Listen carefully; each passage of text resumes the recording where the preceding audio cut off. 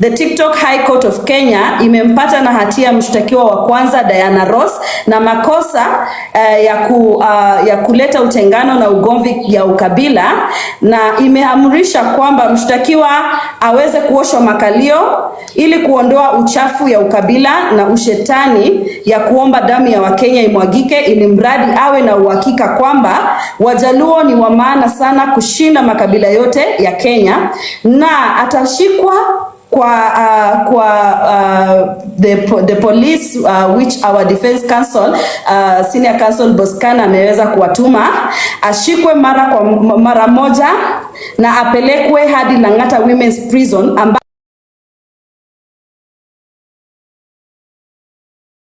Hello guys, it's your girl Patience Status. Welcome and welcome back to my YouTube channel. If it's your first time here, make sure you hit the subscription box and put on the notification bell so that you don't forget any time I post a new video. Remember, I'm the queen of online gossip. So welcome to today's video. Don't forget to give it a like and leave a comment on the comment section. Your Honor, I am here being accused of tribalism. Na nimeambiwa niko tribal. Your Honor, I want to leash to your table the circumstances that made this this conversation happened yesterday in different time of the day. Your Honor, in the morning when I came here, our home is the home of tea, and we have been missing in serving tea for almost 1 week.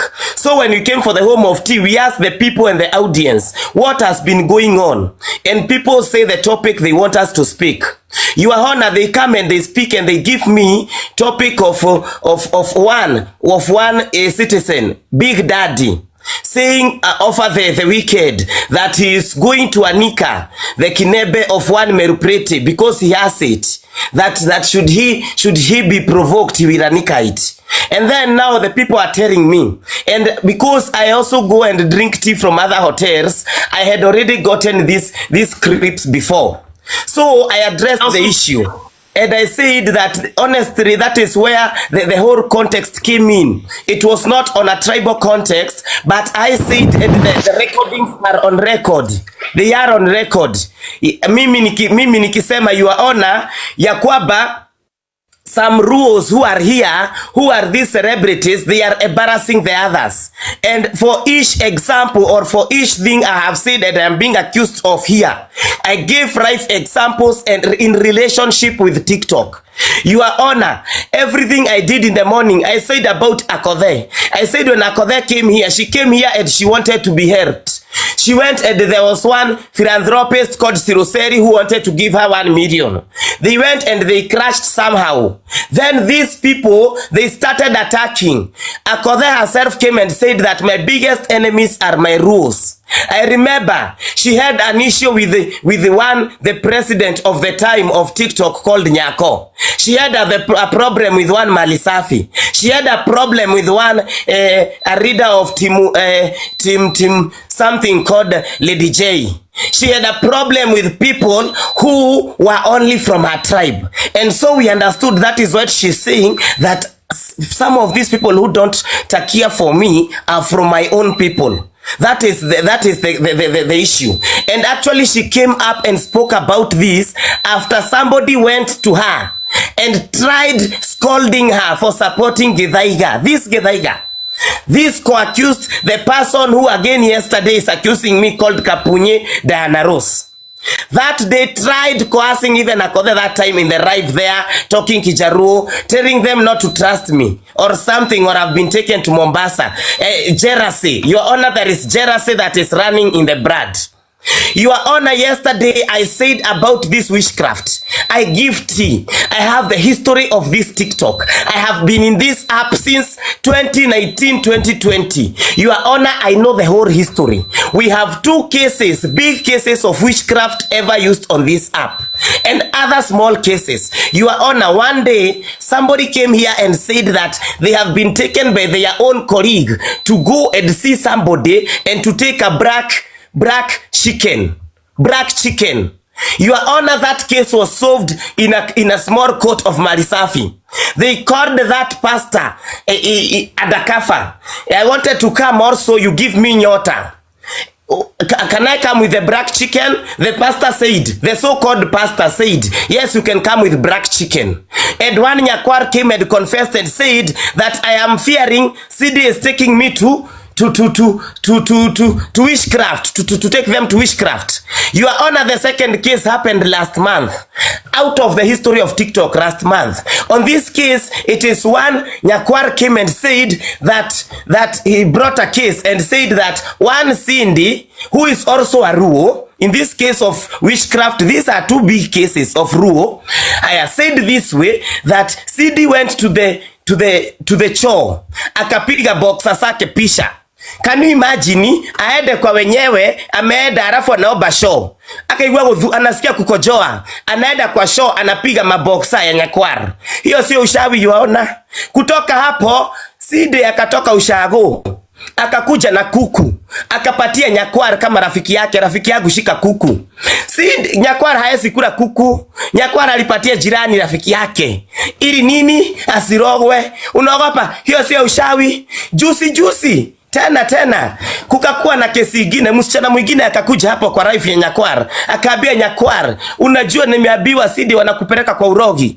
It is a whole case with a lot like 5 witnesses. You know, these are things they spoke.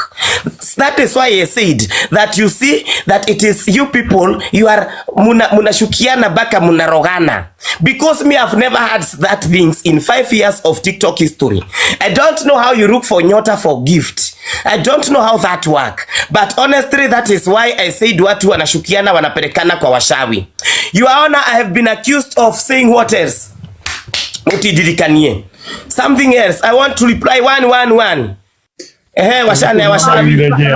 Raila. For who? For Raila. Let me tell you, for Raila. This for Raila, I spoke in the evening, Your Honor. After one, Diana Ross went and turned the morning conversation. And Your Honor, let me take it to your knowledge. It has also been said, been played. I said it categorically clear. We have Luos who are very respectful here on TikTok. Ambao tunakanga hapa tunakanyagana, but they never blackmail people. And I used the example of one Diana Ross, a blackmailer, who comes and tells us that I have a video of one MC Chris and one Peter Kioi wakikulana quiver na nitai release Saturday, and she never does that. Oh, nitaita maloya wangu in 24 hours. Githaiga will have heard from me. MC Chris will have just to run with the story in the name of blackmailing. One big daddy comes and says in 48 hours nitaachilia Kinembe, as if it is a very big MB. If you want to achilia, you achilia. But you honor people here blackmail each other because they have a follow-up and they have a platform. I come and say I have Kinembe ya Lady Jacqueline na Sina, naambia watu nitai release next week. For the whole week, Lady Jacqueline ataishi akitukanwa, akitroliwa, akiambiwa alinyonga na Githaiga, of which there is evidence that never comes. I have been accused on this app, mimi na Rara na watoto. After jana nimeshareji, the same Kapunye ameniambia, amefanya akareply again, nimeona akisema ate aliambiwa na one Edna Otieno, a woman who has been coming to my inbox crying that I go to her live to speak about HIV. They speak about my sex life as if they know it. Again, Edna Otieno, Aru. People in America speaking about Githaiga, his sexuality and things like that. I said, these big Luo TikTokers, you are embarrassing the other lot. You are embarrassing your people. That is what I said in the morning. Kapunye goes back and replies to me in the evening. She takes the tribal card. Githaiga, you are a tribal man. Washana na Wajaru, jua ya Wakikuyu. Si mapasta Wakikuyu wanadinyana na wanyama. Sijui si Wakikuyu wamejaa kwa prison. Wakikuyu mnatujua post election violence. Watu wagapi walikufa post election violence. Your Honor, Cindy na Nyakwar na uchawi na kupiga kura imetoka wapi? Your Honor, you see the card she is using. She is now putting the people like our people versus their people. Oh, Githaiga shughulika na Wakikuyu. You tribal cheap by God. For 2 hours, I was subjected to matusi ya America. 2 hours. Nilitukanwa matusi ya America. Tribal, and not me. I was not abused alone. We were abused, everyone. Those videos will be played.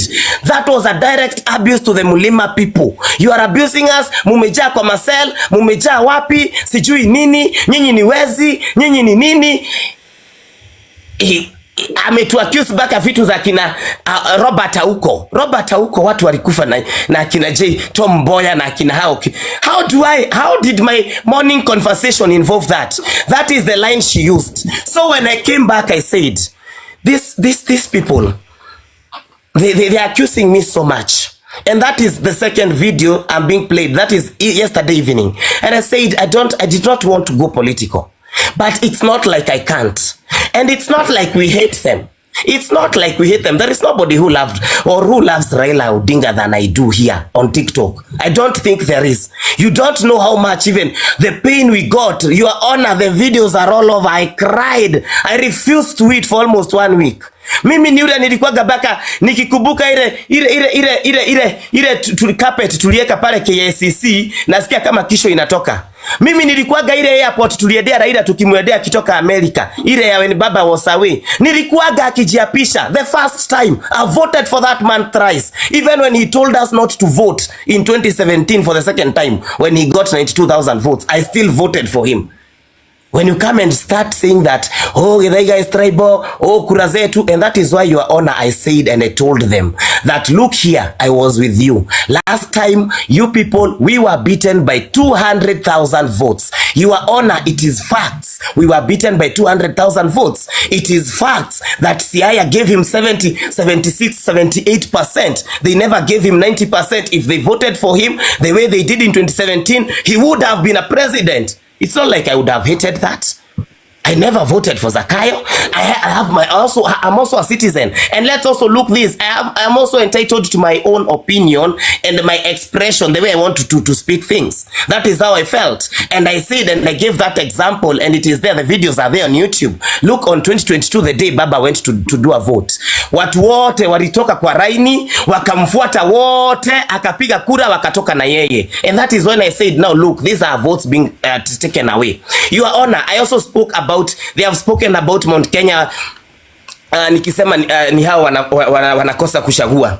Your Honor, last election, in Mount Kenya, Azimio coalition got over 800,000 votes from Mount Kenya. From the other places, tukichaganya ya Nairobi, ya wapi, it is almost 1 million votes. Apart from Nyanza, there is no other region that gave Raila Amolo Odinga 1 million votes. Not the campus, not nobody. But today, you will always hear that they have always made the wrong decision. Even those of us who sacrificed and went against the tide to contribute to the 800,000 votes. We are being disrespected and being told that we never think. Just because somebody, and we want to be nationalists, can we also not judge people by the way they decide to vote? If somebody decides that Raila is their candidate, it's their candidate. If the Gikuyu decides Ruto, it's their candidate. It's their candidate. Tukutane kwa debe, mwenye atashindwa ashindwe, Your Honor. Anybody has the right of voting whoever. If you start thinking and telling us that the way she was saying that Gikuyus never vote for anybody, I'll tell you that the Luos have always voted for Raila. That is the fact. It is only in 2002 that they voted for Kibaki. And if anything, they would have not voted for any other person. If not Kibaki, they would still have voted for Uhuru Kenyatta because those were the two candidates. He was still Kikuyu. Who is this? Your Honor, somebody is disrupting the court. Friday. I'm sorry about that. Sorry about that. So Your Honor, that is why I argued my case, and I said sometimes we are being put in situations innocently. It is not like it is our mistake. Can we agree that the Mount Kenya people have the right of choosing their political direction the way they want, and the Nyanza people, they have the right, and any other person as long as she's a Kenyan. If you want to choose the way you want to choose because of your tribe, that is your business. If you want to choose because of your candidate, that is your business. If you want to choose because you just have the right of choosing whoever you want to choose. For as long as this is a candidate who has been passed by the IBC and has been cleared, and we are being told that this person is qualified. Ukitaka kukufa na Wajakoya, kufa na Wajakoya. Your Honor, I want this court to note that Kenya has over 42 tribes. It is very unfair for people always wakipiga na Githaiga, always referring to them, to Githaiga and his people. Who is this Princess Shan, please? always referring to Githaiga, munamwambia ya kwamba Githaiga hao watu ni matribalist. Hao watu ni matribalist. The cases that have been brought here have been against Githaiga and if any other tribe, Luo. But you see that has been taken like a whole country. Your Honor, let us not expand and extend things that don't need to be extended. TikTok is an app for fun. It is not a political app. We wish to remain that, and the office of the T wish to seek directions from this court that they be granted the right to remain free and fair and report TikTok news the way we are supposed to do, and not be dragged on the tribal line. And I don't think anybody should actually buy it. We are not those people. No. Thank you, Your Honor.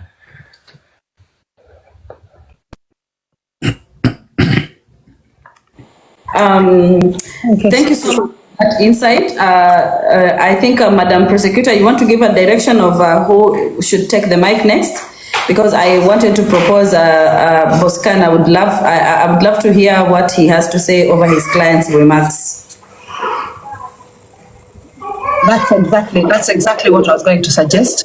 That the co-defendant gets his legal team to also chip in, if that's okay.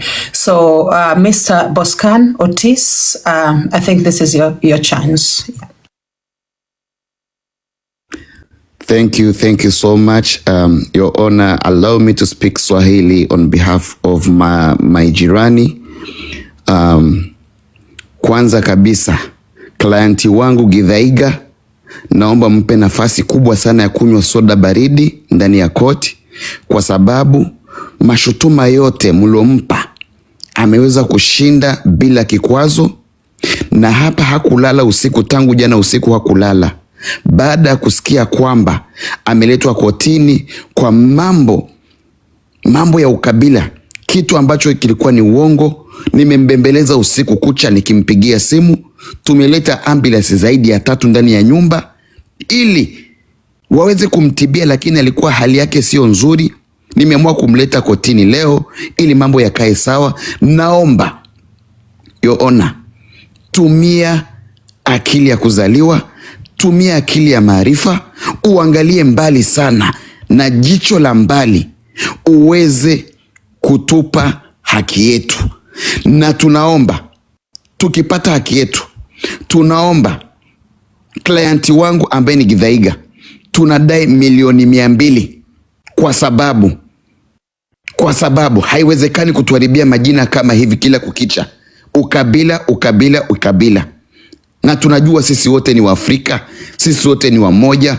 Uhuru ndo kila kitu katika maisha. Your Honor, naomba uangalie mbali sana. Naongea kwa uchungu, naongea roho inaniuma, moyo unanidunda. Natamani kulia hapa kotini. Tunahitaji malipo ya kutufuta machozi na klienti wangu ambaye amekosewa heshima. Asanteni sana.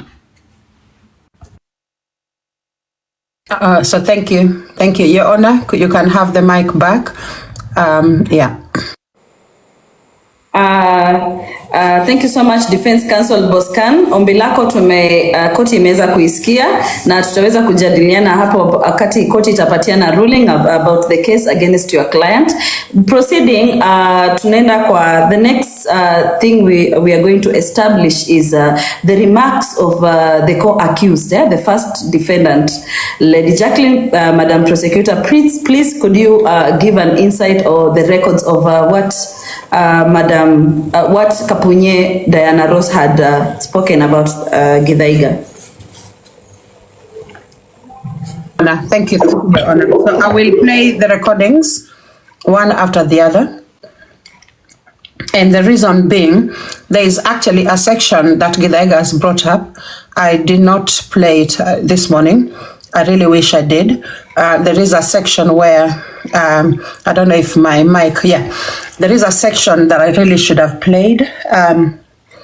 The section of an entire tribe being accused of bestiality. I don't know whether you guys listened to that. That is the one section that I really have to play because I think it will interest the court that they hear the opinions of the co-accused, okay? Because an entire tribe being told that that they engage in intercourse with animals, I think that is very, very shocking if I was to give my opinion on that. But I will play and I'll let the court decide. Thank you.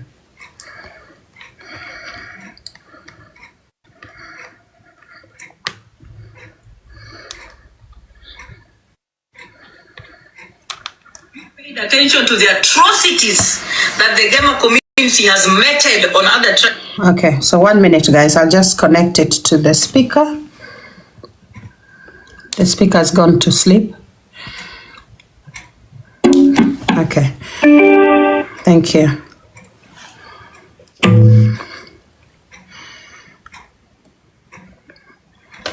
Have you? Well, unakuja hapa kufungua mdomo because you're speaking from a place of zero facts. You don't even have knowledge, but you open a live to come and talk about Luos. As who the hell are you to talk about Luos? Do you know because of that Luo, you are there to open that live? Is it not Raila Odinga that you keep talking about every day that even gave you that idea of even freedom of speech? If Kina Raila Odinga did not fight for you to have freedom of speech in the constitution, would you be opening your live to talk? When mjinga una akili, would you be able to express yourself freely? Is it not that same Raila you keep opening a live for to degrade? Ndiye amefanya tuko mpaka na freedom of speech hapa. Ati unafungwanga live kuongelelea Wajaluo. Wewe ni nani sasa? Wewe ni nani? Ati you of all the people now have the audacity to come and talk to us as Luos to tell us how divided we are. Okay, let's talk about chai. Juzi hapa si chai ya Wakikuyu ilikuwa hapa? Ama ikukua? Pastor alienda kutombana na wanawake akawa record. Ama ikukua ni si ilikuwa ni Wakikuyu? Ama ikukua ni Wakikuyu? Unatuambia nini wewe? Unajaribu kuongelesha Wajaluo ati unasema Wajaluo, Luo this, Luo that. My friend, the differences that we have between you and us is that we are outspoken and we speak out. We are not people who do things in the back. No, we are outspoken. We come out here in the open. We talk like that. And the reason why, let me tell you, Githaiga, because you have a low IQ. Uelewe. Ebu guys, block mwenye anaandika hapa we are all Kenyans. Block that idiot immediately. Aende akatafute pale Kenyans wako. Block that takataka iende na patipati yake na hiyo inchi yake ya Kenya. Yenye wako all Kenyans. If you all Kenyans, why are you not writing it on Githaiga's lab? I saw a recording for the Githaiga na vile vitu watu walikuwa wanaandika pale. Watu wanaandika wakitusi Wajaluo kwa comment section na yeye amekaa hapo ati anajifanya ati anajaribu kukondem Wajaluo. While on his platform Wajaluo are being berated na wanatusiwa na wanaandikiwa mavitu hapo, wanaandikiwa sijui hii, sijui hawajakatwa, sijui ni wajinga, sijui kapunye, sijui ni, alafu unakuja kufungua live unajifanya you want to educate us. Where you are no, you can't fit the bill. You have not reached that part. You cannot. What can you tell Wajaluo wewe? Unatuambia nini na sisi we've given an opportunity for you to actually even be able to open your life? Is it not Wajaluo ndio wali struggle even during wewe nimekuambia hapa? Kama sio Wajaluo kwa kukua kwa opposition, mungekuwa mna enjoy benefits of majimbo. Takataka hii. Wewe unajua devolution imekuja kwa sababu ya hao Wajaluo yenye unafungua mdomo yako ku criticize Wajaluo. Devolution imekuja kwa sababu ya nini? Jinga. The amendments that were made even in the constitution ilikuja kwa sababu gani? Unakuja hapa kutuambia story ati unajaribu kuongea ati Wajaluo wako divisive. Luos have made sacrifices on this app, or not even on this app, even in the country of Kenya as a whole. We have sacrificed so much and we have gained nothing from it. We have been disenfranchised by the gamer community to the point that mpaka Wajaluo wameuliwa. Kwani huko aliuliwa na nani? Si ni Wakikuyu walimuua? Mnatuambia nini? Ojodi aliuliwa na nani? Si ni Wakikuyu walimuua? What are you telling us? Hai? Wewe unatuambia nini? Ati unakuja hapa kuongelelea Wajaluo tu unasema vile Wajaluo wako divided.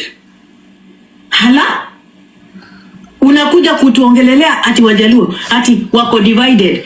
Tomboya aliuliwa na nani? Nani aliua Tomboya wewe? Where did I go? I've told you go and read your history before you open your mouth. Umesikia? You have no idea why Luos are outspoken. You don't, and you'll never understand. The reason why we are outspoken and we speak out and we are aggressive when we talk about issues of oppression and we are vocal is because we have been disenfranchised by the system. Right from the days way before independence. Hala, unakuja hapa with your little knowledge of cabbage and waru, unakuja hapa ati unajaribu kutufundisha. Musando aliuliwa na nani? Musando aliuliwa na nani wewe? Unakuja hapa kutuambia juu ya Wajaluo. Ha? We, you better be careful on this app. Hakuna kitu kwa na uko na akili ndogo kama ya uchungulo. Niti biro kanidwa ponjojo. Iponjojo luango. Giwich mangich matin. Taka hii. Ati unasema, ati kila siku ni Wajaluo. Hala? Wewe unaongea nini? Unataka tukuje hapa tukwambie facts of the matters vile ziko? Unataka tukwambie the real thing? Jacob Juma aliuliwa na nani?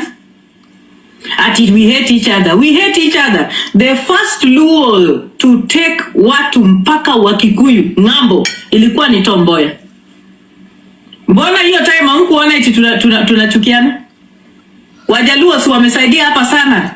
Hata mpaka wa Kikuyu unasema nini?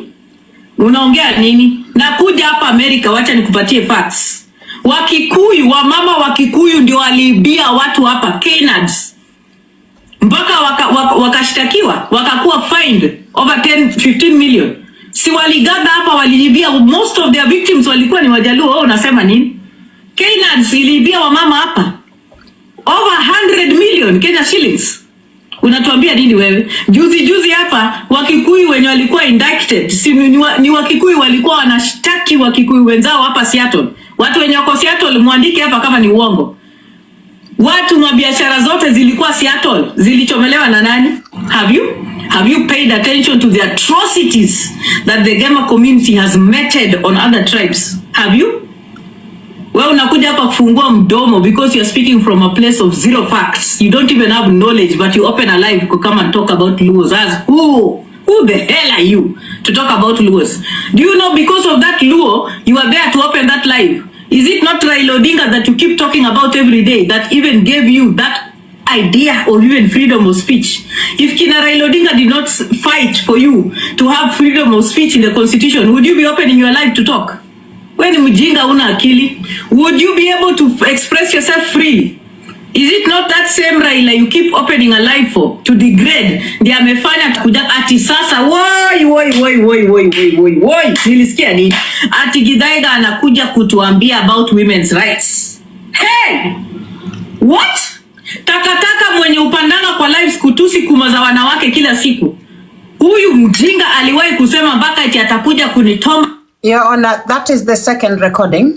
And I think people are a bit exhausted from listening to that. But this part is very important because this comes after Githaiga advised Big Daddy and criticized the behavior of Big Daddy. And then that is when Diana Ross decided to address Githaiga on that. Dine mpaka na watoto wangu kwa live yake. Ati ataenda afukue mume wangu atombe. Ati sasa anakuja kutueducate about women's rights. You have no audacity. Yani the audacity. Ati unakuja kueducate watu unaambia Big Daddy. Ati anafaa kuheshimu wanawake. Wewe unaheshimu wanawake? Ukiwa unapanda pale kwa live na kutusi wanawake na kumazao, uko na heshima kwa wanawake wewe? Ati leo nimemsikia akijifanya eti anasema eti siku hizi afadhali Nyako sijui nini. Huyo Nyako mwenyewe unaongelelea vinembe. Si ulifungua live ukichekelea kinembe ya Nyako wewe Githaiga? Kama si wewe unafikiria tunasahau? Si ulifungua live ukichekelea kinembe ya Nyako wewe? Ama si wewe ni mtu mwingine? Unafikiria sisi ni wajinga tunasahau? Umejisahau wewe mwenyewe. Unafanya ujinga na upumbavu. Your Honor, I think due to public interest, I will stop playing that. I think the comment section, they've had enough of it. If you can see, they don't want to hear it again. Revolving Big Daddy. Madam Prosecutor, can you play a poll about the remarks of Diana Ross? Yes. Yes, and then after the poll, can I have the council, the council on the panel actually saying something about this case? So there is a section that I only mentioned, but Githaiga spoke about it. Mr. Githaiga spoke about it, so I don't need to. I really don't need to bring that up again. So out of everything that Diana Ross has said, these are the key points that he made, and I'm going to read them. I think I'll start reading by the first one. Let me just go on a bigger screen. Yeah. Your Honor, have a submission, please. Have a submission, please, before you proceed, Madam Prosecutor. Your Honor, if you allow me.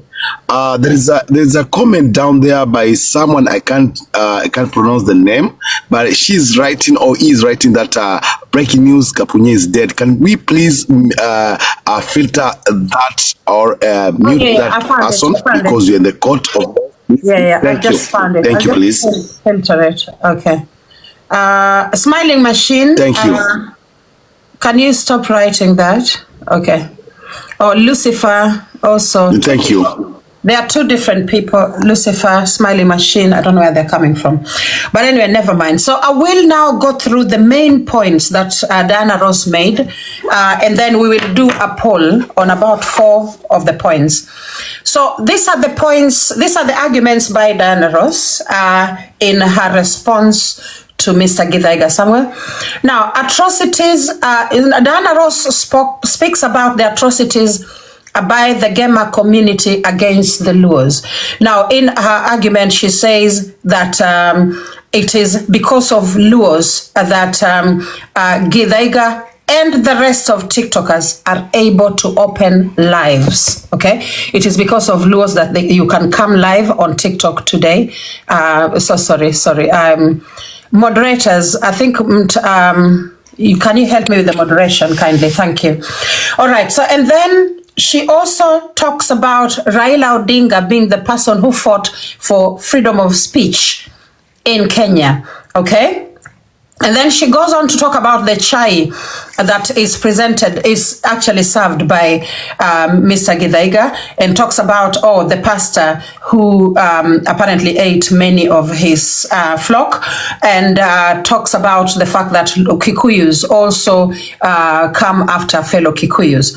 She then talks about Luos, people abusing Luos on Githaiga's live. She mentions people calling her Kapunye, and also calling Luos Kihi on under Githaiga's live.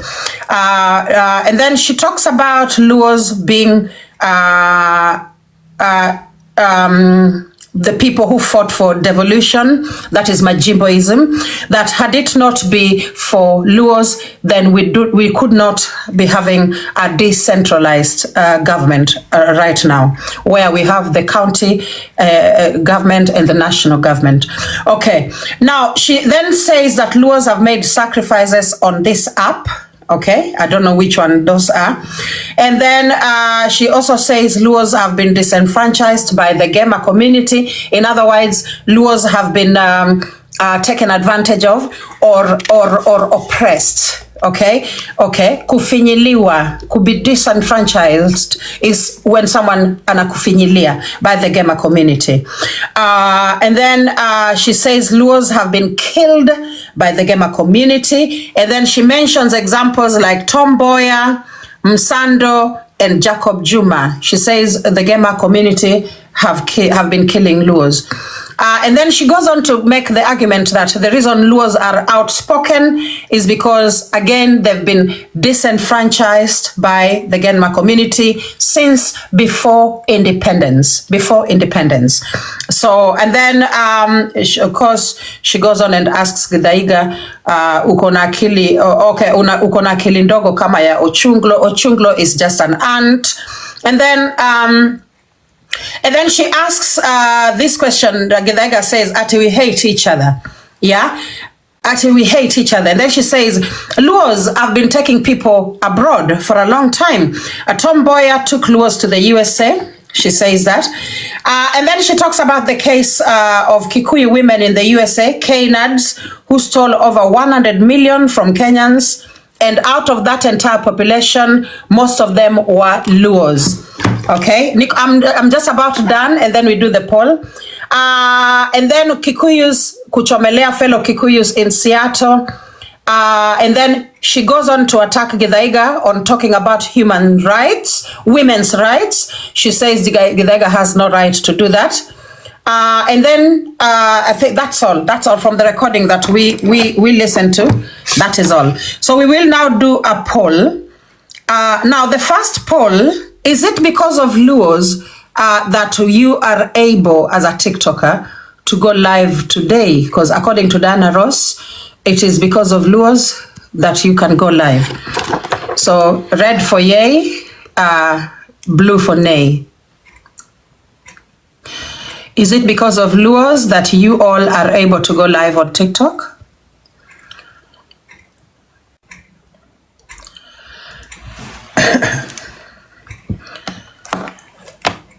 Okay.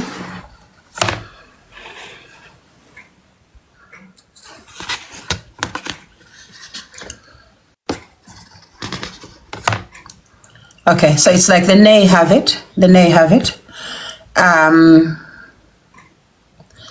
Yeah, the nay have it. Is it because of Luos that you're able to go live on TikTok? Okay, 10 seconds.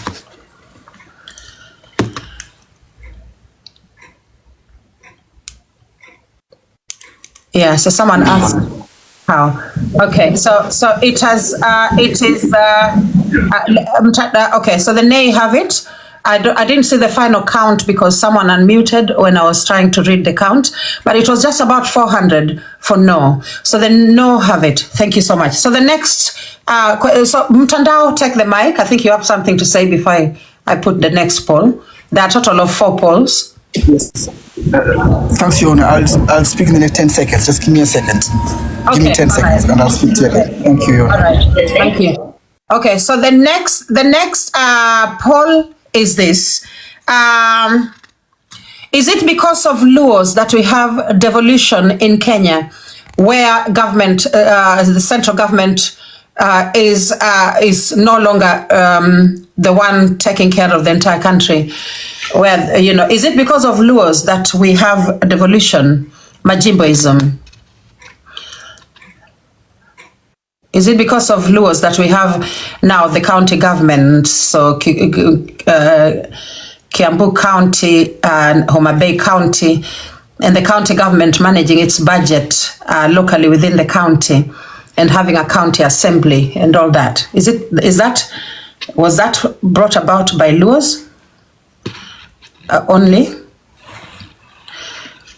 Okay, so again, the nay have it, I think. Senior Counsel Mtandao, when the poll is on, you cannot speak. So wait and you'll speak between this and the next poll, please. Okay, so I think the nay have it again. The nay have it. 406. Okay, so 412 versus 53. Thank you. And then the next poll, Mtandao, you can take the mic now as I organize for the next poll. Thank you. Thank you, my lord. I've got to apologize, my lord, that I'm in a very noisy place, but I want to speak to the court, my lord. So I'll be very, very slow in speaking so that the court could hear me correctly. What if we finish the poll? Because we've got 2 more polls left.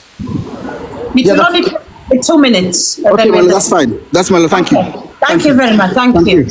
Okay, so the next poll is about Luos being outspoken. Now, the argument was that Luos are outspoken because they've been disenfranchised by the Gema community. Is it because of Gema that Luos are outspoken?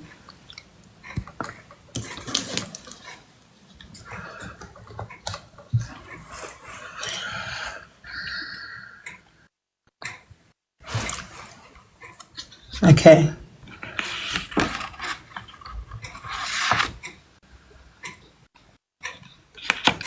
So it seems as though the nay have it again. 288, 309. So the Luo's being outspoken has nothing to do with Gema, as according to the poll. Yeah. Okay. 361. We have evidences that instead of them getting given out, they receive much. According to Diana's point, she says that they are the biggest gifters. But you said that the Luos receive much, they don't give much, but they receive much. What we are trying to do here is not to provide people. It is actually evident. It is so actually evident. It is. My lady, can I be protected so that I give out my submission? Go ahead. Okay, so I have the recording. Yes, play the recording, please. Okay. Thank you. Okay. I'd love us to respect the court. When one senior counsel is on the mic, please kindly let everyone mute so that we are all able to exercise our freedom of speech in this case, case which is a matter of public interest. Thank you. Kwa sababu it's important that I do so. Joluma ne apni uwinja maber. Kapo ni uwinja maber adwa ni mondo ng'e your place e ngima jogi. Iwinjo pile jogi biro to yanyowa kendo giwacho ni wan jok moko herore wategore kendo wapogore.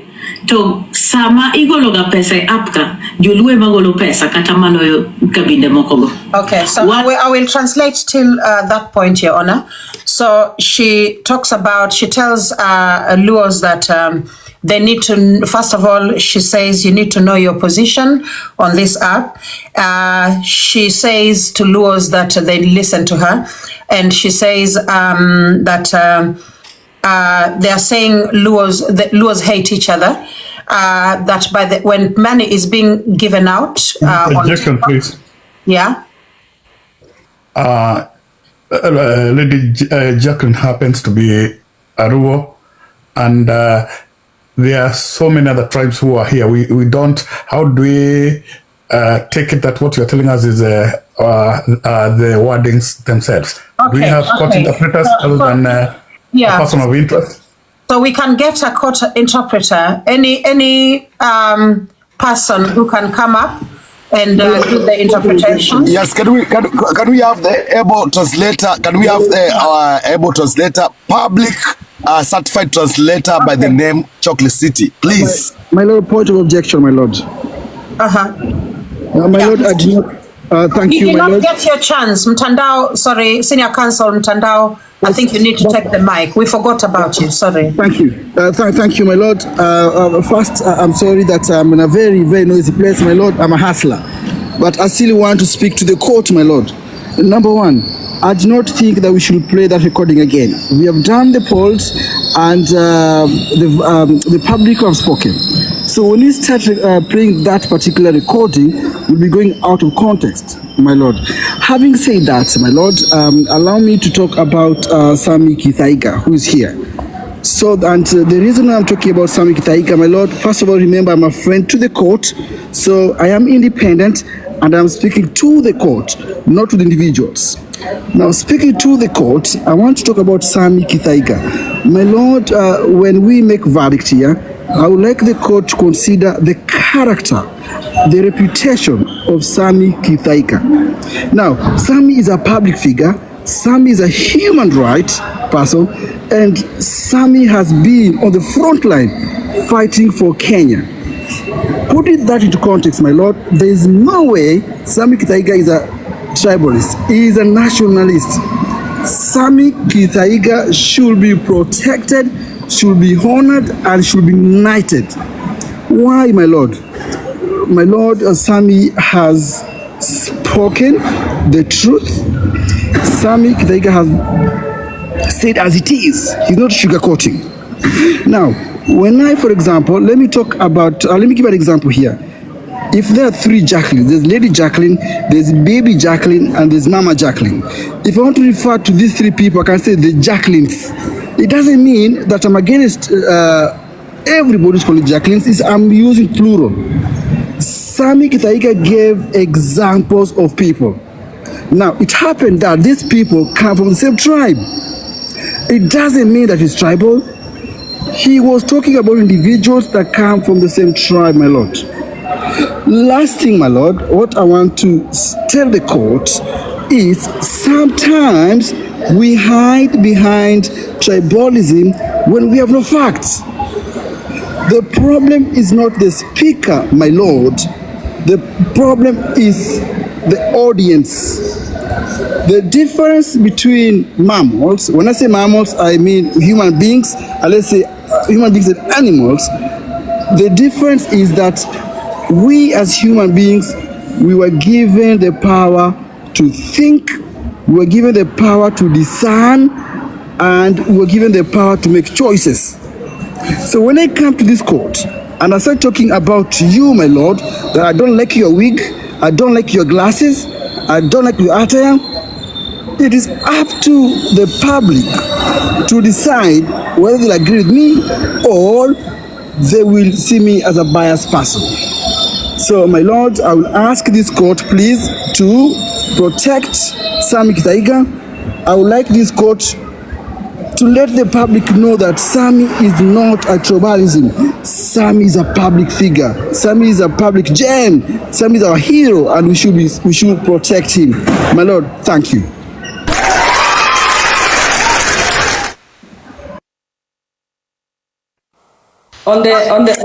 Allow me to make a quick comment, Your Honor. I did the clap because of a request from the comments. A few people requested that I do the clap. Okay, that has nothing to do with myself. Thank you, Your Honor.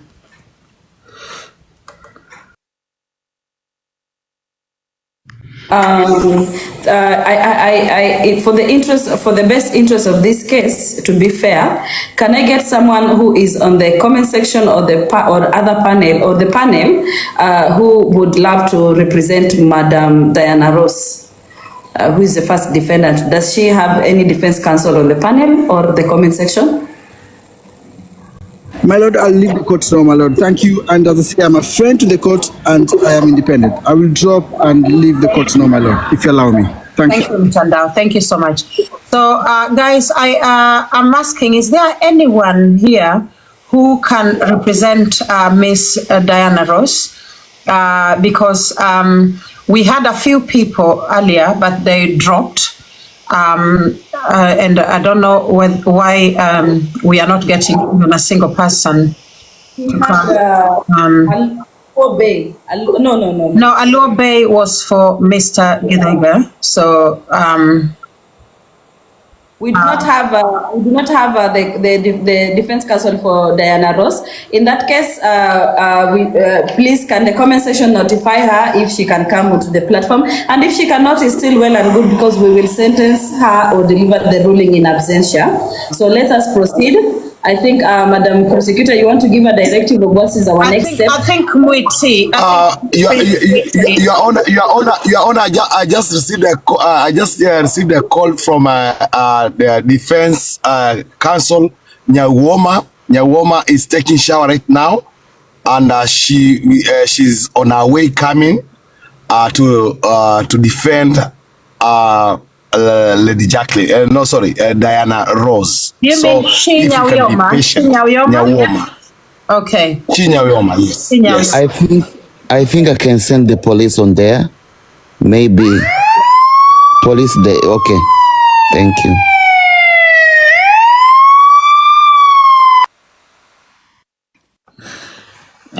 Your Honor, I think I will now. I was requested to play just a tiny bit of the recording to show where it was said that Luos give the most money on TikTok. It's just literally 1 minute section. Allow me to finish that exercise, please. I think it's in order that we finish it. Okay. Nafaa kuongelesha Wajaluo kivyao na nitaongea kwa lugha ya Kijaluo kwa sababu it's important that I do so. Joluo mane hapni uwinja maber. In the interest of the public and the court, can we please agree that you cannot pray that in Can the courts be given can the prosecution please be given chance to play the evidence, please? We want to listen. If you don't want to listen, you have all the powers to mute yourself. Okay. Your Honor, Honorable Counsel. with all due respect, Your Honor, is it in order for one counsel to go on another counsel when they are on mic and they have taken it? Your Honor, I ask that you direct that we let people to speak one by one, and you also protect the prosecution to also submit their submission. Thank you, Your Honor. Thank you. So I've brought in. Prosecutor, please proceed with playing the audio, and also can we have someone translating aside from just the prosecutor who has already translated for us the audio? Can we have another translator? I've got Mrs. The Menace, the Real Menace. Can you take the mic, please, Mrs. The Real Menace? Okay. Can you replay the audio again?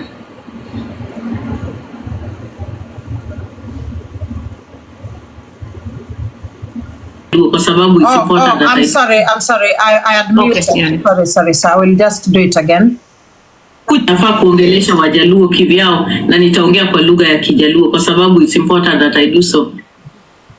Joluo mane hapni uwinja maber. So she's talking to the Luos in a platform, calling the Luos that are around there if they can hear her. Oni uwinja maber, adwa ni mondo ung'e your place e ngima jogi. Iwinjo? So she's telling the Luos they should know their place in the, I think, in the Kikuyu community.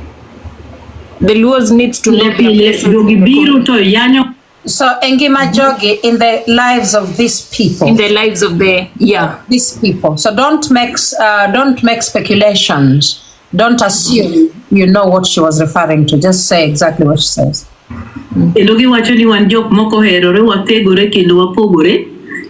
So she's saying the Kikuyus are referring us to people who don't love, we don't love ourselves as Luos, and we abuse each other.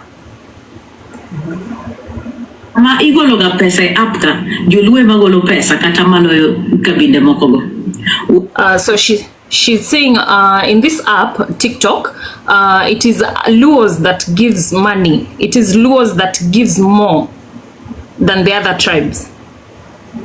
What support gi kendo wamiyo gi gik moko kendo wawuotho kodgi sawa wan gi richo ama wan kaka. And it is Luos that gives more support. We have our own weaknesses, but we are the people that Luos are the people that works with these other tribes and all that. Kendo nitie kaka wanyalo chwanyore kendo wanyalo yuare kendo wanyalo gwandore, lakini historia marwa gik moseketie kaka joluo e piny mar Kenya emomiyo wan kaka wan jok ma. So with the history, yes, we clash as Luos, but with the history, okay, with the history behind us, that has put us to where we are. But we as Luos, or as Luos in collective, we love each other as much as we do clash. Okay. I think that is all. I think we just needed that section of money. Yeah. And I think that is the end of it. Your Honor, I don't know what you think.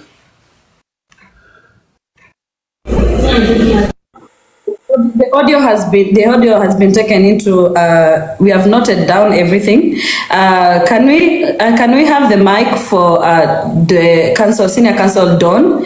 Don had something to say, and please, while one is speaking, can everybody just mute so that we listen and allow them to deliver their argument in court? Don, please take the mic. Thank you so much, my lady. I was only coming up to contradict the allegations from my colleague Zidadi when he said that Luos do receive the most in this platform, and that is not true, and he cannot come out and use such statements without any evidence.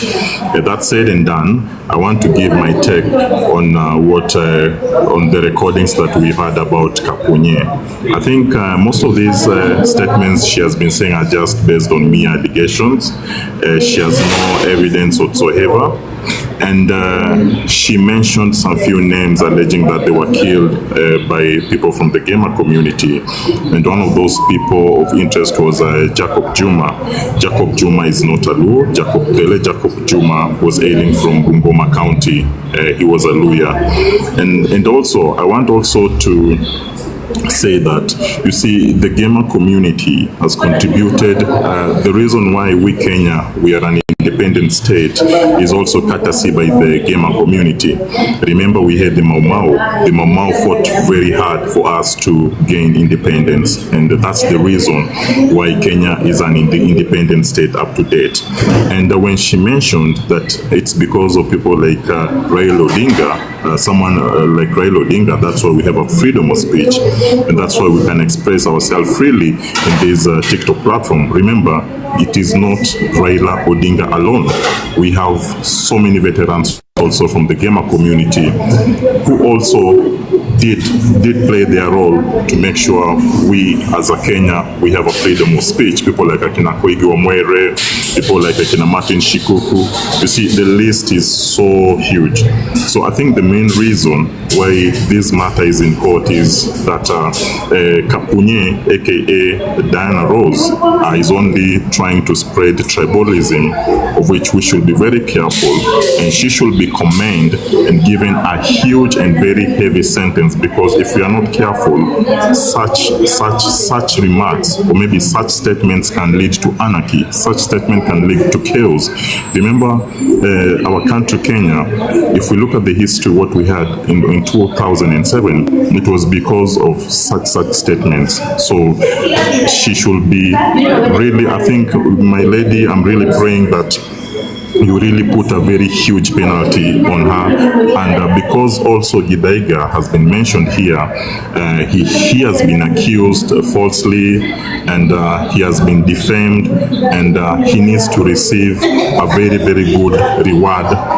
His senior counsel said a total of 200 million, and I will also want to echo the same statements. Githaiga really needs to be rewarded because he has really championed a lot. He's a human rights activist. He fights for the rights of people, and it will be so unfair if Kapunye accuses him without bringing out any concrete evidence. That's the only submission I had to give to the court, my lady. Thank you very much.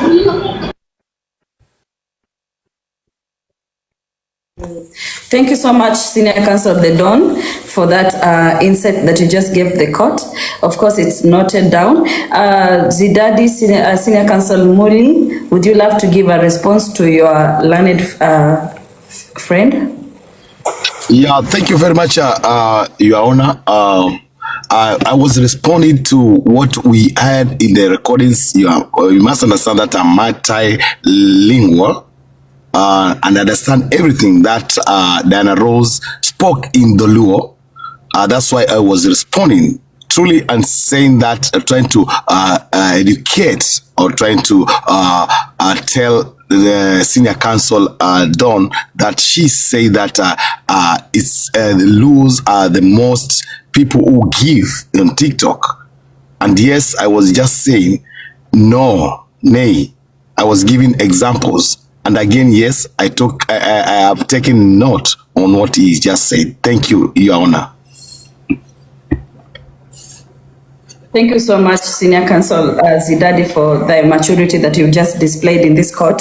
Well, the microphone goes to Ms. Thea. Ms. Thea, is there something you wish to advise this court upon? Thereafter, we can have to on the... No. I'll just drop. I was here to translate. Thank you so much. We do appreciate your translation skills, of course, and the court will compensate you later through the court clerk. Mr. Yes, Your Honor, before you make you conclude on the case, I would like you because I'm being one of the accused.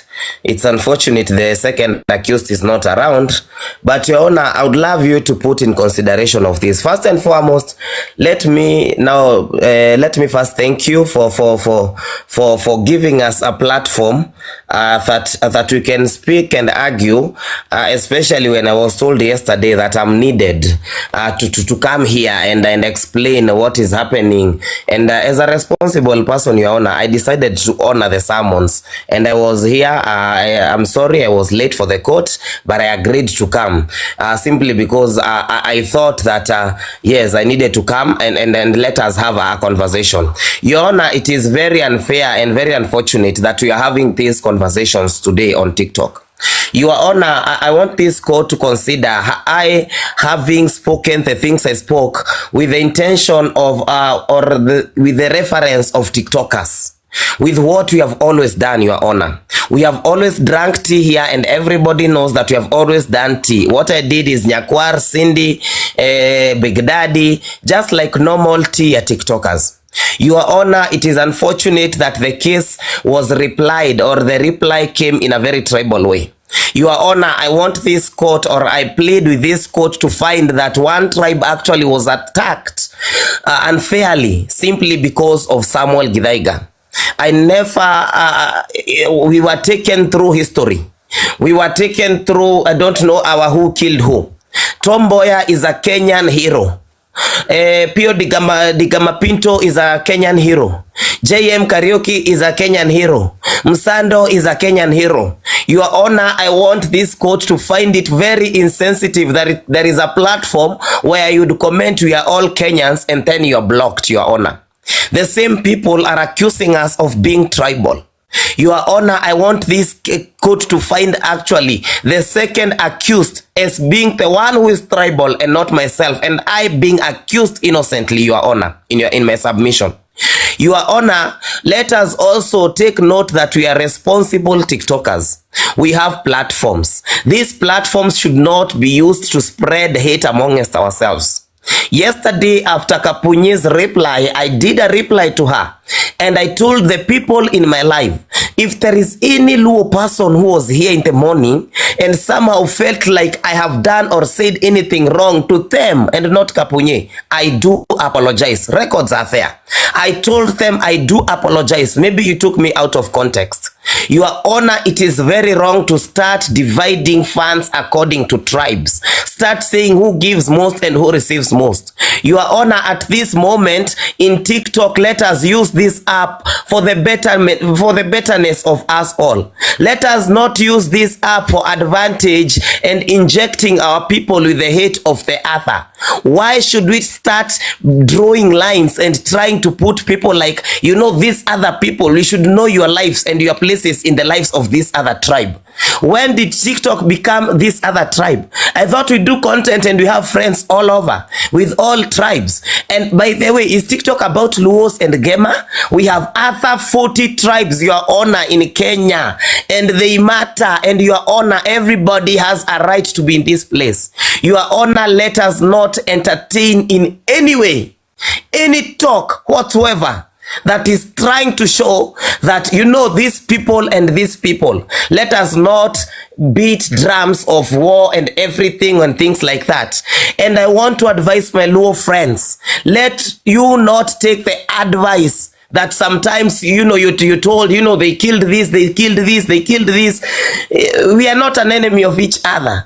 We are not the people who are there those times. We don't know what happened. Those are political classes. You have seen what they are doing even in our days. Today I'm with this one, today I'm with that one. You cannot let the Kenyans at the ground start hitting each other simply because those ones up there are killing each other. Actually, they have, you don't know what transpired. Your Honor. I just want to tell our people that way. And when I say our people, I mean the Luos who are here, the Gikoyos who are here, and any other person who is here. Let us be united as wananchi wa chini. Let us not be taken advantage of. Kapunye, don't come. I don't find it even fair coming and, accusing me of Raila, trying to inject the hate in her people. God knows I've campaigned for Raila Amolo Odinga than Kapunye has. God knows that if elections were done today, probably I would vote for him and Kapunye would not. She is arguing from America. She does not know that we live with each other in peace here. Mimi jirani yangu hata sijui ni kabila gani. We don't even care about that. If we agree to go this way, our children will face the same things we are facing. They will face the same hate we are facing. This is not the Kenya we want in 20 years. The reason why young people died in June, they did not die because of our tribes. They died because they want a better Kenya in the years to come. We are sacrificing. People are speaking so much. People are disappearing every day. Wengine hata atoki kwa manyumba simply because we want a better country for our children and in the future. If we want a better country, we better stop listening to nikompoms, watu ambao wanajaribu kuleta watu. Let us think this way. Let us reason this way. They hate us. They do us this. No, let us argue. Your Honor, I choose to rest my case. Thank you. Your Honor, just 2 seconds to add on what Githaiga said, Your Honor. Just 2 seconds, if you may allow me. Yeah, and on top of what Githaiga said, I think this should be put on record. The people who marry, like the Luo men from the Luo community, keep on marrying women from the Gamer Nation, and that should be kept on record. We do intermarry, and majority of Luo men have really married women from the Gamer Nation. So I don't think if there's an issue between the two tribes, the Luo and the Game, because if there will be an issue, the Luos couldn't be marrying from the Gamer community. So I think we all should be against tribalism. Thank you so much, the accused, for your humble submissions. I beg to rest my case. Okay, thank you so much. Thank you, Mr. Githaiga Samuel, and also Mr. The Don King. I will allow the legal counsel for Mr. Githaiga to also put something in. Mr. Boscan, General Otis, I think you should take the mic before we continue.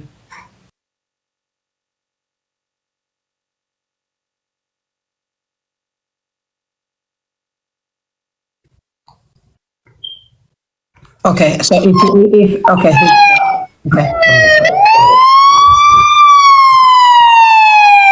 Okay, thank you so much. Niko karibu. Okay. So sorry, Generally, is it that you are near a police siren, or are you coming to arrest us? I'm confused. Senior counsel, I'm confused. I'm here to arrest everyone who supports Kapunye aka Diana Rhodes, because ukiangalia ametusumbua akili, tumeshinda kesi mchana kweupe, amekosa mpaka wa kumtetea. Ama kweli tunakuomba Yes. Mheshimiwa, tunakuomba uangalie kwa jicho lingine tena, utupatie ushindi, tuondoke, tumechoka. Thank you. Asante na Boscan, General Otis. Kuira, I think the mic is yours now. We are going towards the end of the case, but take the mic, please. Thank you, Your Honor. Well, let me be clear that I'm here as a friend of the Kenyan tribe, starting with Kikuyu. I should not be here, but when I heard what is happening around, I had to be here. To start with, I would make my submission in very, very clear and essence of the history of our country.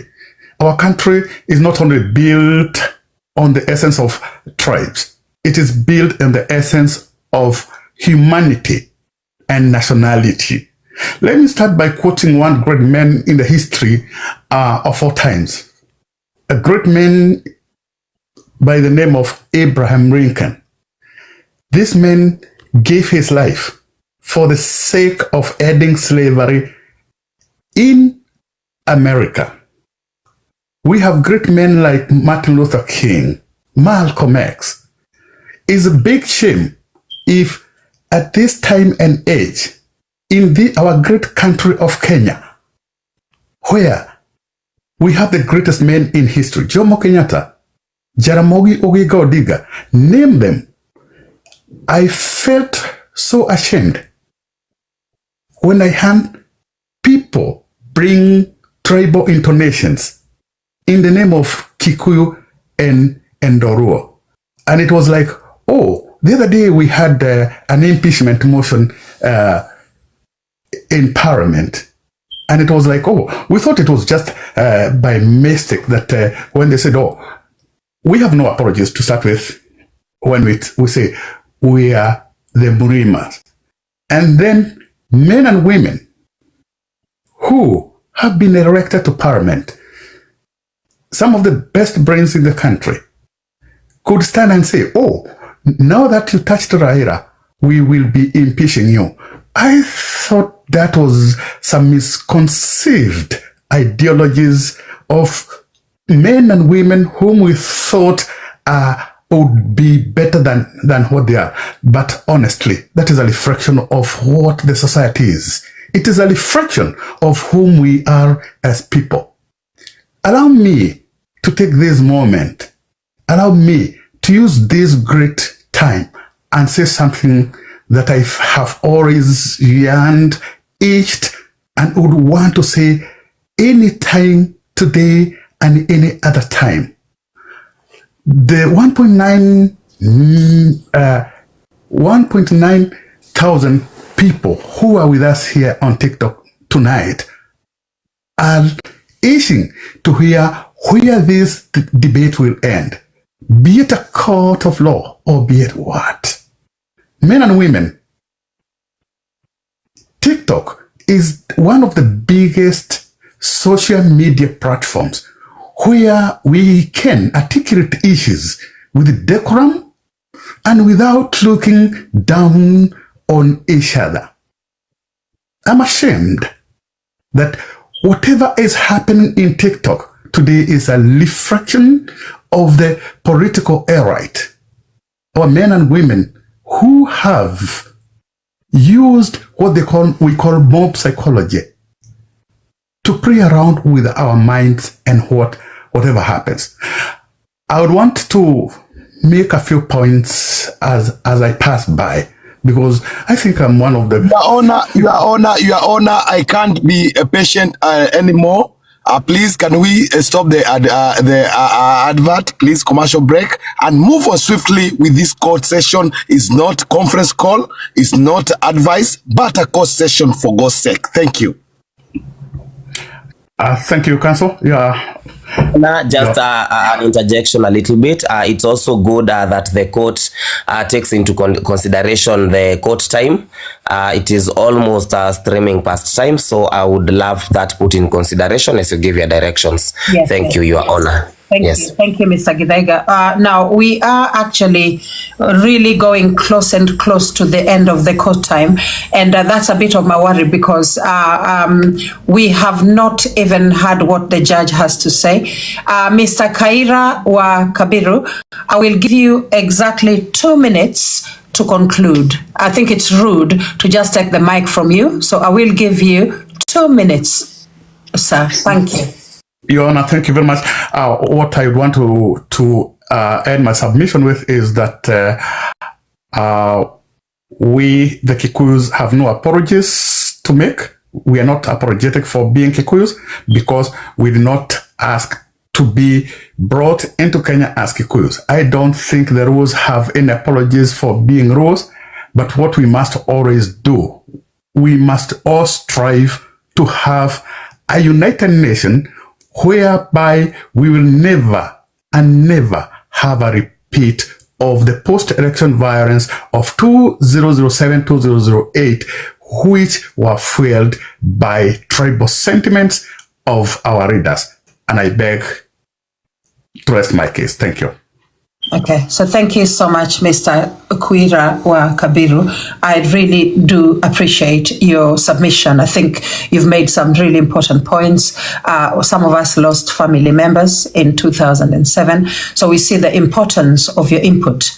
Thank you so much. Your Honor, I think the mic is coming back to you. Thank you. Nafikiri kwa muungano wa hii koti tunaweza kubaliana kwamba muda umetupa kitako. I think Senior Counsel Boss Khan will have to teach us Kiswahili, but yeah, hatuna muda, and therefore I'd love to deliver my ruling in a free and fair way, whereby I would love the Senior Counsel and the comment section to pay attention to everything that the judge has to say in regards to this matter. This is the final verdict of the TikTok High Court of Kenya in the case of tribalism and hate speech that has been presented by the state against Kapunye Diana Ross, the first defendant, mshtakiwa wa kwanza, na mshtakiwa wa pili alikuwa ni Githaiga ambaye ameweza kujiwakilisha bila kukosa kwa kukubali mwaliko wetu na akakuja na defense counsel. We appreciate your time, Mr. Samuel Githaiga, because we understand as an activist and as a political figure in our country uko na biashara ya kufanya.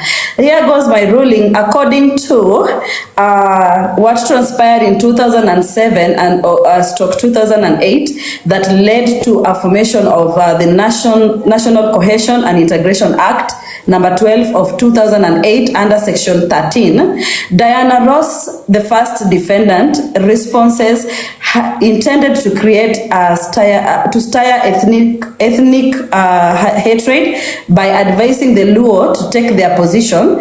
In her medulla oblongata, there seems to be an idea that Kikuyus are rivals to Luo and they should be given a strong opposition to show that the Luos are more superior. She says, for a Luo to gain anything, one Luo has to go down. This statement has been interpreted by our able prosecutor in court that it could indicate bloodshed must happen against everybody so that the Luos can take power, which lead us back to the events of 2008 and 2007, where I would love to notify this High Court that I was exactly sitting for my class 8 examination, which I did them out of so much stress and killings, and for us who are in a place, a region of the Wakale, tuliweza kuchomewa shule and we lost 2 people in our school. It was so despicable for us to undergo that as young people. And now that we have grown up, I am now 30 years of age, I would love to stand against post-election violence and tribalism in our country. Luos that Diana Ross was advising that nobody loves them on TikTok and they should not support Githaiga. I think these were remarks that were intending to create the division, also not just in our society, but sasa ameweka hapa kwa TikTok, and our social media platform is safe to say it has been contaminated due to this lady's remark. This leaves this court to wonder, where does this lady by the name Diana Ross leave other tribes of Kenya, such as the Luyas and the Kisis and the other 42 tribes that we know contribute to the building of our nation. Diana Ross clearly interacts on social media according to tribal identity and ethnicity, therefore disregarding even the religious teachings that advocate for unity as brother's keeper. The Bible says we should be our brother's keeper. This court upholds a mandate of the National Cohesion and Integration Commission, which is to facilitate and promote equality of opportunity, good relations, harmony, and peaceful coexistence between persons of different ethnicity and racial backgrounds in Kenya, and to advise the government thereof. Having failed to recognize this, The TikTok High Court of Kenya imempata na hatia mshtakiwa wa kwanza Diana Ross na makosa ya kuleta utengano na ugomvi ya ukabila, na imeamrisha kwamba mshtakiwa aweze kuoshwa makalio ili kuondoa uchafu ya ukabila na ushetani ya kuomba damu ya Wakenya imwagike, ili mradi awe na uhakika kwamba Wajaluo ni wa maana sana kushinda makabila yote ya Kenya, na atashikwa the police which our defense counsel senior counsel Boskana ameweza kuwatuma, ashikwe mara moja na apelekwe hadi Lang'ata Women's Prison ambapo atatumikia kifungo cha miaka 3 kulingana na sheria za Kenya. Akiwa korokoroni, koti pia imeamurisha asipewe tissue paper na asisaidiwe na ile mtungi ya Waislamu ya kuosha makalio wakiwa chooni, kwa sababu ameweza kusemekana ni mtu ambaye anatumikia dini ya Uislamu, which is so sad. Kwa sababu yeye ameamua kuconvince wa Kenya that there is no Kenya, that Kenya sio moja, ilhali taifa letu la Kenya na wimbo wetu wa Kenya umesema vizuri, umoja ni nguvu na utengano ni udhaifu. Ni hatia kumtumanishia pia TikToker mwenzake ambaye ni Samuel Githaiga Wajaluo kwamba wasimsupport Githaiga, reducing his popularity. Na kwa hili kosa, koti hii imeamua kwamba mshtakiwa wa kwanza Diana Ross alipe Samuel Githaiga shilingi milioni 200 samahani. Koti hii imeamuria alipe Samuel Githaiga shilingi milioni 200 bila deni. Everything should be in cash.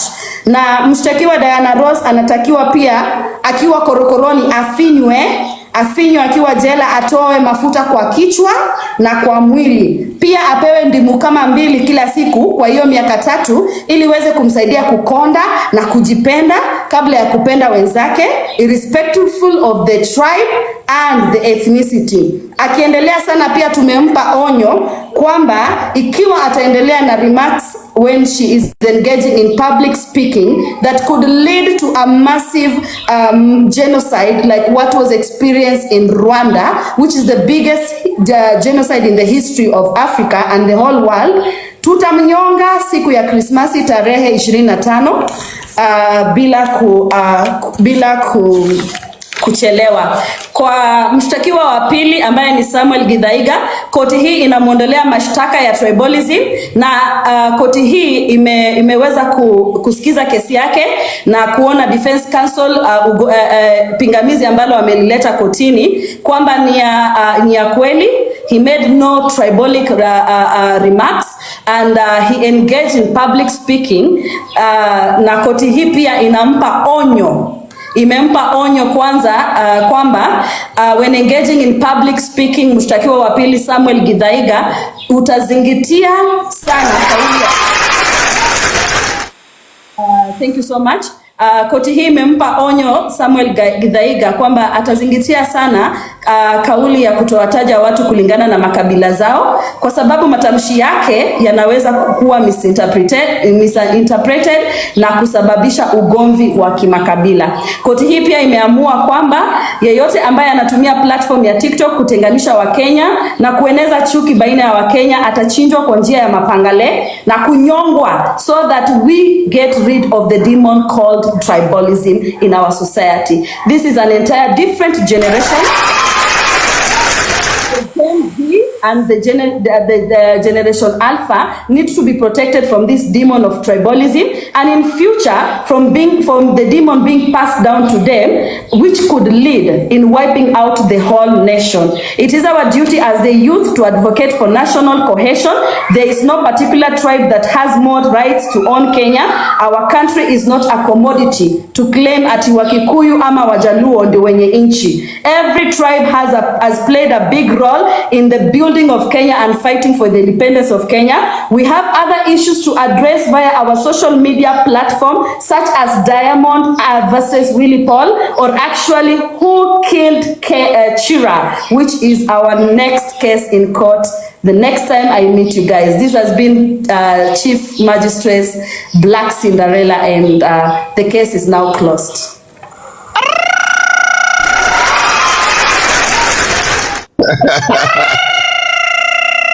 Na barabara kabisa, akitoa uamuzi wake pale.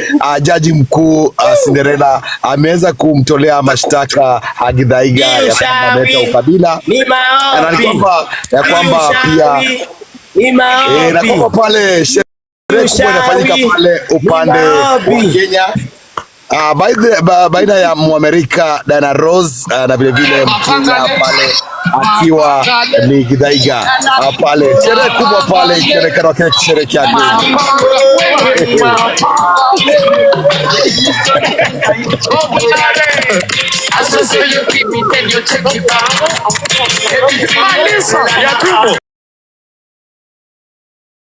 Hatushindwi kesi ya aina yoyote, na sisi tunatumia Kiswahili na Kizungu twakijua, lakini ukitaka kuishi vizuri na watu lazima ujifanye mpumbavu.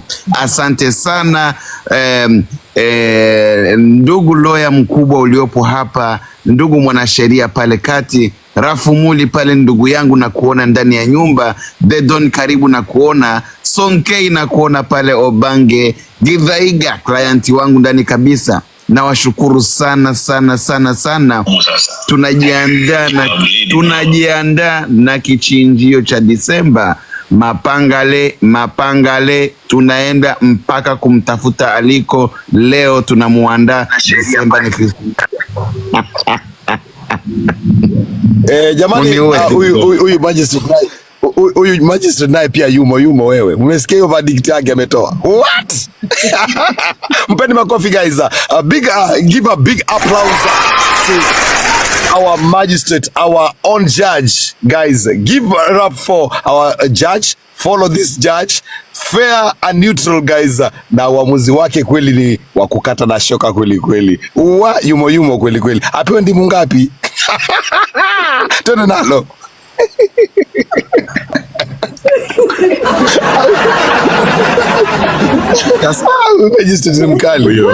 Huyo magistrate ameweza, sikudanganyi, no nonsense kabisa. Huyo anafaa kuwa kwa high court ya Kenya kia Mungu. Anapeana rulings zenye ziko ndani kabisa. Tuko system ya mapangale. Once again, let us thank also our prosecutor, Lady Jacqueline, for prosecuting this case in a manner that she didn't favor, and she asked for public opinion, na akaweka mapolls pale. Kwa hivyo big applause to prosecutor Lady Jacqueline. Thank you. Once again, okay. I want to recognize the defense counsel ya Githaiga pale Boscan. Pale ameweza kumdefend kweli, na kweli ushindi umepatikana pale. Big applause to Boscan. Not forgetting the defendant Githaiga for articulating his case and representing himself the way he does best. And remember guys, the same mshtakiwa, not forgetting that the same mshtakiwa ambaye alituletea Githaiga kama achaguliwe kama president ili apingana Nyako. Big applause for Githaiga.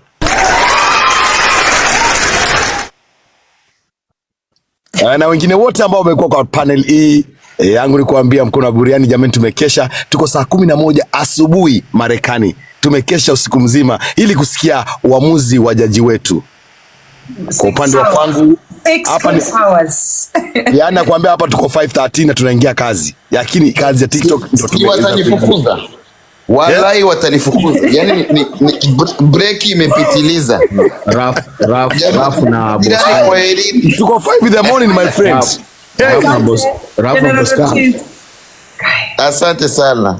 Ubange, wacha Ubange achukue mic dakika moja. Naomba tu Rafu. Kabla hujashuka, wacha Ubange achukue mic. Naomba tu Rafu na Boscan wanipatie kazi ya ndimu peke yake. Nipatie kazi ya ndimu. Uko na shamba la ndimu?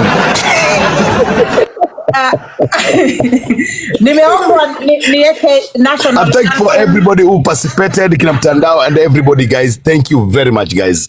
One of the best. Next court case tutakuwa tunaanziwa pale and it's a serious court case guys. Thank you very much. Also Kuria, you had points. Thank you very much my brother and yes. And comment section for participating in this court. We shall be doing this more and more. Thank you very much. Back to you, Lady Jacqueline. Uendeleze kipindi unavyopenda mwenyewe. Choose au Wiedersehen. All right. So Daima Kenya, let me put or should I put, that's the song, not the national anthem? Because I already have the national anthem. Alafu weka national anthem alafu weke ile ya ule jamaa jo Eric Wanaina, mimi ni Mkenya daima. Okay, so okay. Tunapoelekea manyumbani, wala naolala walale kidogo, kwa kazini waendelee kufanya kazi. Asante sana.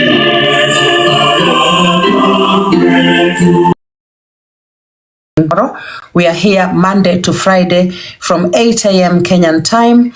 We should be ending court at exactly 1 p.m. But of course, like today, I think the court has already spilled over and we are not complaining at all.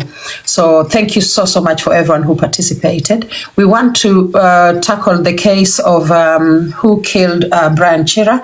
We will see whether we can put that, the judge already told you that is the case that is coming up tomorrow, and two specific people, Prince Mwiti and Peter Kioi.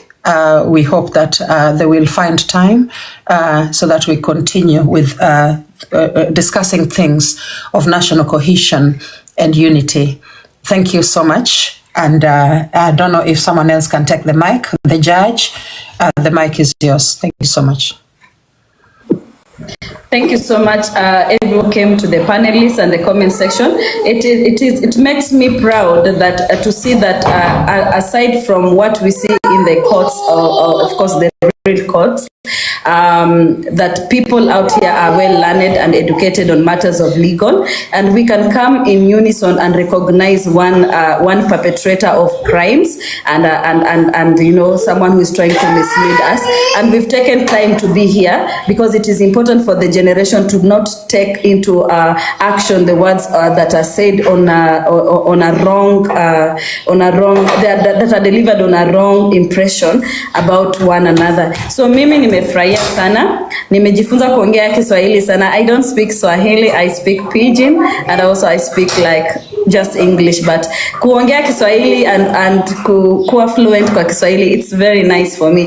Thank you. I had fun doing this, and I hope that in more court section we are able to inform, educate, and entertain you guys back at home. Of course, I've seen people requesting that wako na kesi ambayo wanahitaji kuwa represented. Present your case here. We are going to review it and then we are going to give it an entry if it is worth it that we sit and discuss your case. For me, to you guys, I love you all. Thank you. Thank you so much. So any member of the anyone in the panel want to say anything? I think my sentiments about this. Okay. Quira, go ahead and I'll follow you. No problem. Take the mic. Okay, thank you very much. I just wanted to appreciate the great work that our young men and women are doing, not only in these platforms, but in our country. There's nothing that makes us more proud than to see that the few generational gaps that have been there, because some of us have been there for quite some times. We see our young men and women trying to bridge that gap of tribalism and becoming one nation. My prayer and our prayer is that before we leave this world, we will have a people who will speak as people and as people, but not as tribes. Thank you very much, our young men and women, for hosting us tonight. Thank you very much. Thank you, Mr. Kwira Wakabiru. Thank you for being here. Your insight was very deep and very wise, and so we really do appreciate you. The Don. Thank you very much, Madam Prosecutor. I think I've never imagined that we could reach here. I've never imagined that this platform can create an awareness, because what we are doing here is also creating an awareness. And what I've noticed, I'll echo the judge, that I've learned that so many people are well learned in this platform, and we've never known. So I think it's an opportunity that to be part of coming out here, calling out people, correcting each other. You see, it's not all about hatred. If we can come together as Kenyans and talk one language, trust me, we can do a lot more. And this platform can do much, much, much better than what it has done previously and than what it's doing now. And lastly, it's good. Let us embrace brotherhood. Let us embrace sisterhood, because the moment we stop talking, that's the time we start fighting. So keep up with the good work. Whoever initiated this, I really do congratulate you. Let's keep on doing it, and I hope it gets big and better. Thank you so much, and all of you enjoy your afternoon. Thank you, Senior Counsel, the Don King. God bless you for that. I think now I will give the mic back to Sonkei, Lady Sonkei Kores, to also say one or two. Welcome, my sister. Welcome.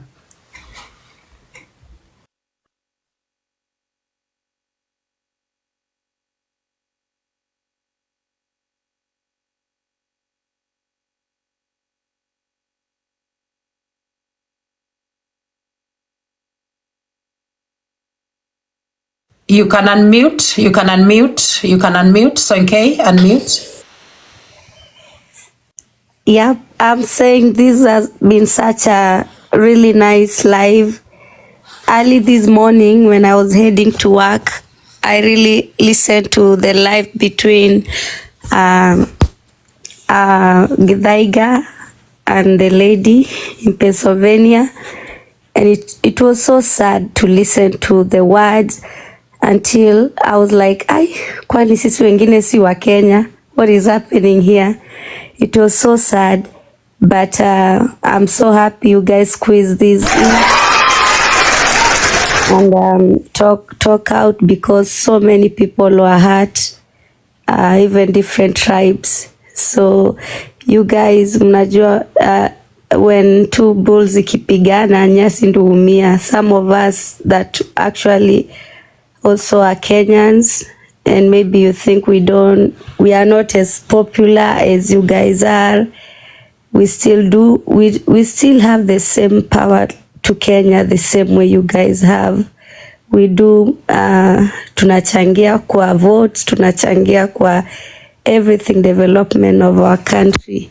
So it's not okay for anyone to come and feel like they own the country other than more than any other tribe. So this live was so beautiful, and for even the people to vote and agree on things, like it was so beautiful to see people not supporting impunity, not supporting people that are trying to bring the country down or just bashing, and especially people that are in diaspora. Like we can never have a chance to vote. You guys do the dirty work and everything that is needed for the country to move forward. So we should not even be on the forefront of speaking and saying stuff about our country. But Kenya ni yetu sisi wote, and we love it. And for our new lawyer in town, girl, you're doing it. Keep going. This girl, she's not here to play. She's literally telling you guys how it is and how it should be. And to people that don't know, what should I pick up from here? There's so much you can pick up from, like even understanding law. There are some of you that never did law in school, this is a chance to understand how these things goes, because kuna tu mahali utajipata, aya mimi nahitaji lawyer. Can I take this case to court? Can it be something that I can actually sue somebody for? So it's very it's a new opportunity for all of us to understand law and also to support each other on anything that we want to pursue. So in all that, I love you all. I can't wait for the next case. Also, I saw Boss Kiki, Boss Queen was here. I wanted to know why you guys brought her here. Was it between my case and her? No. Kiki came on the platform. She wanted to represent Githaiga. Oh, okay. Yeah. Okay. All right. So thank you so much, Miss Chorus, for that input. It's just incredible that young ladies and young men of this platform are actually recognizing the work that some of us are trying to do to increase national cohesion and to make our country a better place, and to make TikTok also a better space to interact in. So thank you so much, Ms. Kores, for that input. We really do appreciate you. Okay, so I will now take the mic and give it to Princess. Princess, the mic is yours. Take it. Thank you.